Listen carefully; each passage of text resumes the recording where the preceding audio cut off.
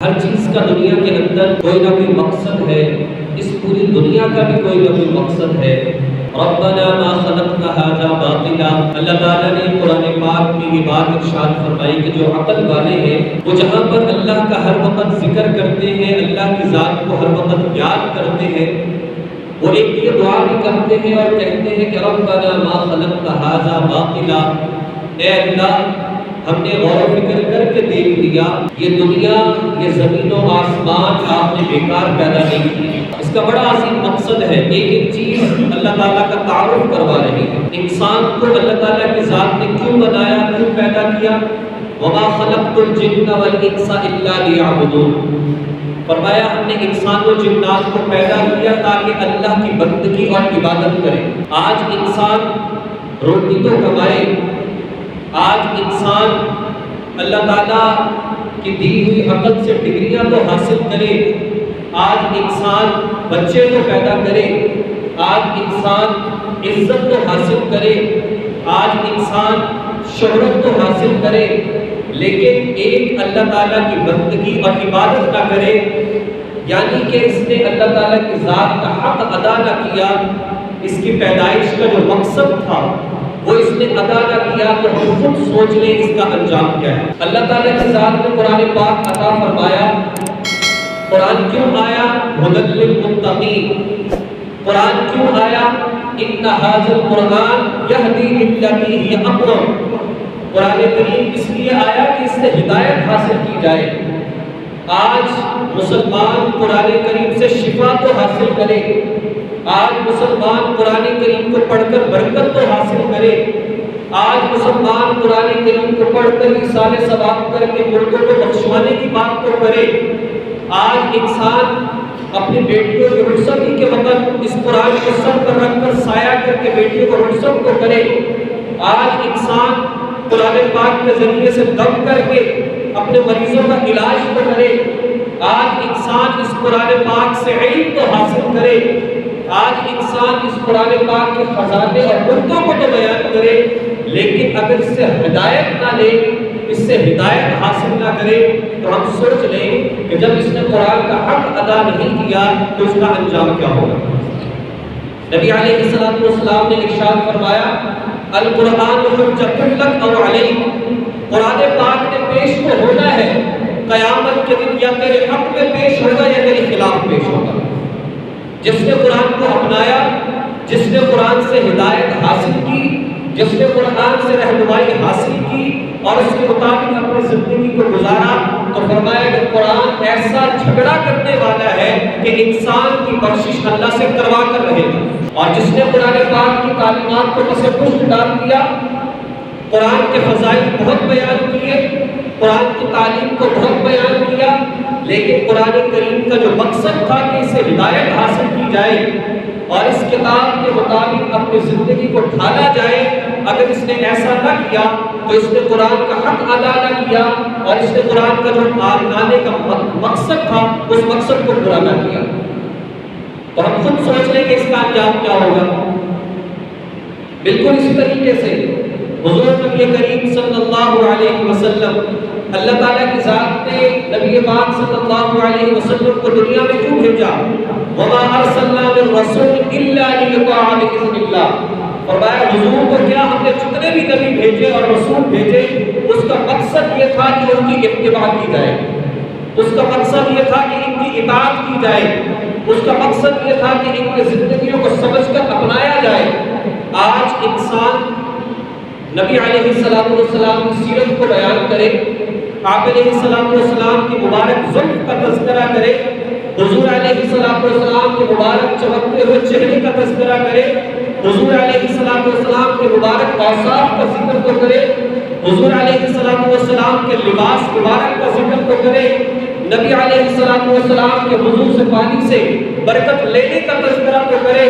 صحابہ کرام کی محبت کے واقعات کو سنائے، لیکن نبی پاک صلی اللہ علیہ وسلم کی اطاعت نہ کرے، آپ کی اتباع نہ کرے، تو گویا اس نے نبی پاک صلی اللہ علیہ وسلم کا حق ادا نہیں کیا۔ اور یاد رکھیے جب کسی کا حق ادا نہ کیا جائے، حدیث مبارکہ کا مفہوم ہے ایک مسلمان بھائی کا اگر تم نے حق ادا نہیں کیا، اس حق کو ادا نہ کرو، اور نہ ادا کرنے کے حوالے سے تم جتنی مرضی توبہ کرتے رہو، تمہاری توبہ قابل قبول نہیں ہے۔ تم شہید ہو جاؤ، یہ شہادت تمہاری قبول نہیں ہے جب تک تم نے کسی کا حق اگر رہتا ہے اگر ادا نہ کیا ہو۔ اب میں مطالعہ کر رہا تھا تو مفتی تقی عثمانی صاحب کا ایک واقعہ میرے سامنے آیا۔ وہ کہتے ہیں کہ کسی نے واقعہ بیان کیا، لکھا کہ حضرت کلاس میں سبق پڑھانے کے بعد بچوں کی حاضری لینے لگے۔ جب حاضری لینے لگے تو ایک لڑکا غیر حاضر تھا، جب اس کا نام بولا گیا تو طلبہ نے کہا جی وہ تو آج نہیں ہے، غیر حاضر ہے۔ تو فرمایا کہ یہ کون سا ہے؟ وہ جو مجہول سا ہے، مطلب تھوڑا سا موٹی عقل کا تھا۔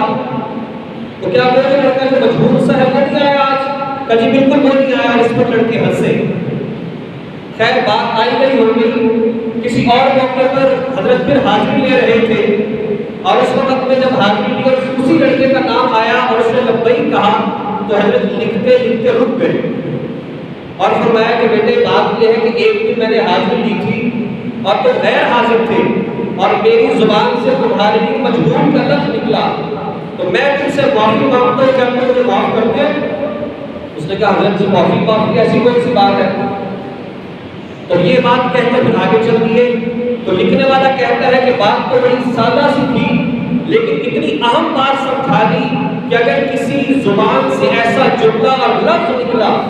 کہ جس سے کسی کا دل ٹوٹتا ہے اور اس کو اچھا نہیں لگتا، تو یاد رکھیے کل قیامت کی اس کا حساب دینا پڑے گا۔ ہم کتنا زبان سے لوگوں کو تکلیف پہنچاتے ہیں۔ ازواج مطہرات میں کوئی معاملہ ہو گیا تو ایک زوجہ نے دوسری کے بارے میں کہا کہ وہ جس کا چھوٹا قد ہے اس کی بات کر رہے ہو، تو نبی علیہ الصلوۃ والسلام تک جب یہ بات پہنچی تو آپ علیہ الصلوۃ والسلام نے ارشاد فرمایا کہ آپ نے جو بات کہی ہے یہ ایسا خطرناک جملہ ہے، اگر اس جملے کو ساتوں سمندروں کے پانی میں ڈال دیا جائے تو سارا پانی کڑوا ہو جائے۔ زبان، اسی لیے حدیث مبارکہ میں آتا ہے کہ سب سے زیادہ لوگ اس زبان کی وجہ سے دوزخ میں ہوں گے۔ ما يلفظ من قول الا لديه رقیب عتید، انسان جو بات کرتا ہے اس کی بات پر نگہبان مقرر ہو جاتا ہے، کل کو اس نے جواب دینا ہے کہ میں نے یہ بات کیوں کی تھی۔ اس لیے بہت سوچ سمجھ کر اس کو استعمال کرنا چاہیے۔ تو نبی علیہ الصلوۃ والسلام کہ زندگی سے ساری چیزیں ہم پڑھیں، آپ کی زندگی کو بیان کریں، سیرت کے جلسے کریں، آپ کے نام پر بہت سے پروگرام کریں، بہت اچھی بات ہے، فائدے سے خالی نہیں، لیکن مقصد یہ نہیں ہے، مقصد منانا نہیں ہے، مقصد اپنانا ہے، مقصد باتوں کو سنانا نہیں ہے، مقصد باتوں کو ماننا ہے۔ نبی علیہ السلام کی اطاعت کہ حضور کی باتوں کو مانا جائے، اور حضور علیہ السلام کی اتباع کہ آپ جیسی زندگی گزاری جائے۔ اور اگر ہم نے یہ حق ادا نہ کیا تو یاد رکھیے کل قیامت کے دن ایک طرف نبی پاک صلی اللہ علیہ وسلم ہوں گے اور ایک طرف یہ امتی ہوگا، یہ کیسے جواب دے گا کہ جب حضور کا حق ادا نہیں کیا؟ نبی علیہ السلام نے ارشاد فرمایا اے مسلمانوں، جانتے ہو مفلس کون ہے، غریب کون ہے جانتے ہو؟ صحابہ نے عرض کی یا رسول اللہ جس کے پاس پیسے نہ ہو وہ غریب ہے؟ فرمایا نہیں، وہ غریب نہیں ہے، غریب تو وہ ہے جو حشر کے میدان میں اس حال میں آئے جس نے بہت حج کیے ہو، بہت نمازیں پڑھی ہو، بہت قرآن ختم کیے ہو، بہت اس نے اللہ کے راستے میں خرچ کیا ہو، لیکن اس نے کسی بندے کا حق مارا، کسی کا قرض لے کر واپس نہ کیا، کسی کو زبان سے نقصان پہنچایا، کسی کی حق تلفی کی، کسی کے وراثت میں حصہ نہ لیا، کسی بچے کو اس نے جو ہے اس کی حق تلفی کی، تو فرمایا کہ کل قیامت کے دن یہ لوگ آئیں گے اور مطالبہ کریں گے اور اس کی نیکیاں ان کو دے دی جائیں گی اور آخر کار اس کی نیکیاں ختم ہو جائیں گی، لیکن مطالبہ کرنے والے موجود ہوں گے۔ پھر جو مطالبہ کرنے والے ہیں ان کے گناہوں کو اس کے ذمہ ڈال دیا جائے گا۔ اب یہ حاجی صاحب تھے، یہ بڑے تہجد گزار تھے،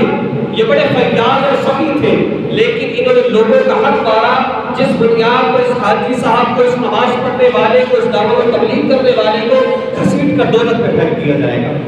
میرے محترم دوستوں، کس وجہ سے؟ حق تلفی کرنے کی وجہ سے،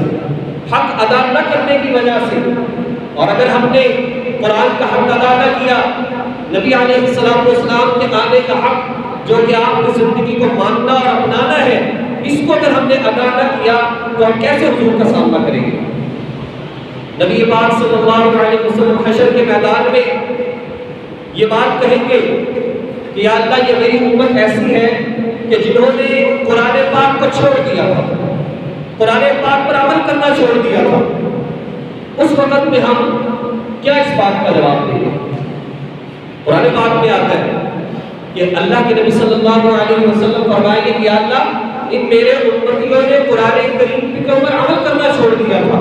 قرآن کریم کو پس پش ڈال دیا تھا۔ آج یہی صورتحال ہے، ہم اسی طرح سے کرتے ہیں اور اس طرح کی دوسری تیسری چیزوں کے اندر ہم پڑھ چکے، کیا بات کر چھوڑنا ہمارے لیے بہت مشکل ہے۔ حضرت حذیفہ بن یمان رضی اللہ تعالیٰ عنہ کا ایک جملہ ہے، وہ ارشاد فرماتے ہیں کہ قرب قیامت لوگوں میں ایسی ایسی باتیں رائج ہو جائیں گی،